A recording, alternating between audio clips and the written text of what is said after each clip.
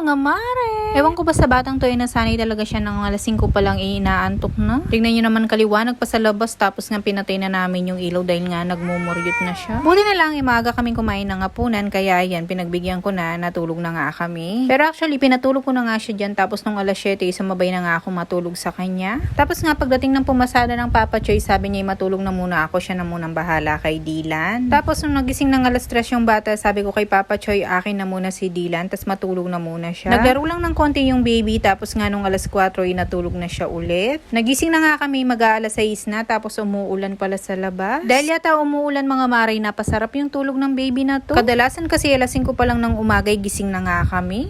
Ayan nga pagkagising niya nga ng mag-aalas 6, humingi lang siya ng daddy sa akin. Pagkatapos niya nga dumedi, ayan napakabait niya lang dito sa higaan. Tapos pala may dalang pasalubong ang Papa Choy galing daw sa atin niya. Mga damit pala ito kina Dylan at saka kay Kian sa panganay ko. Maraming salamat po sa maagang pamasko. At ayan nga meron pang panoot yung tita sa mga dalawang bata. Salamat po ng marami. Buti na nga lang tumila rin yung ulan tapos sabi ng Papa Choy may trabaho daw sila ngayon. Buti na lang napatulog ko pa ulit yung baby Dylan namin. Kaya yan pinabantay ko sa panganay ko para nga makapaglinis ako ng dede at makapagluto na. Bago nga umalis ang Papa Choy, bumili nga siya ng uulamin namin at magsisinigang na lang kami. Mga pansahog lang naman yung binili niya sa kanto. Itong ang baboy ay meron naman kami dito sa ref. Habang nga natutulog pa yung baby, sinamantala ko na nga yung mga pwede kong dapat gawin. Bago nga umalis si Papa Choy, nagsaing na nga siya sa labas. Tinignan ko nga yung sinaing sa labas medyo luto na. Sabi ko isasalang ko na lang to sa loob para nga maisalang ko na itong sinisigang ko. Dinagdagan ko nga ng kahoy itong kalang namin para nga agad kumulo itong niluluto ko. Hindi naman matigas yung baboy kaya panigurado madali lang tong lalambo. Bago umalis ang Papa Choy, sinindihan niya yung ko lang dito sa labas dahil daw napakamahal ng tangking gasol ngayon. Sabi ko ba naman sa kanya magti 3 months na yung gasol namin, sigurado niyan ipaubos na yung laman nun. Ito ko na nga lang sa loob tinuloy niluto yung kanin dahil nga paluto na naman ito. Saglit lang naman ito at maluluto na agad. Tapos itinuloy ko na nga pala yung paglilinis ko ng bote. Hindi na nga lang yung mga nililinis ko ngayon dahil ito na lang yung nagagamit namin tuwing gabi. Pagkatapos ko nga nalinisan yung bote, ito namang matandang aso namin yung ilalakad ko. Hindi na kasi namin pinapakawalan mga mari dahil nga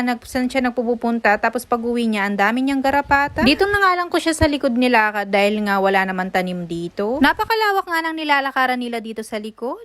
Minamadali ko nga ito na matapos siyang mag-CR dahil nga iniisip ko si Dylan baka nagising na nga. Pag pa naman nainip yung panganay ko sinasadya niya yata talagang ginigising yung kapatid niya para nga patigilan ko na siya sa pagduyan. At tama nga hinala ko, pagdating ko nga gising na nga si Dylan. Dahil gising na nga ang baby, pinaliguan ko na nga din. Pagkatapos ko nga siyang naligo, tinuloy na nga ni Tita Pe yung niluluto kong sinigang dun sa labas. At dahil nga presko na ang baby na to, napatulog ko na nga sa duyan. Tapos tinawag ko na naman yung panganay ko para nga siya na naman yung magduyan sa kapatid niya. Para nga makaligo na ako at makakain, tapos sila naman yung sunod. Siya mga mare, yun lang.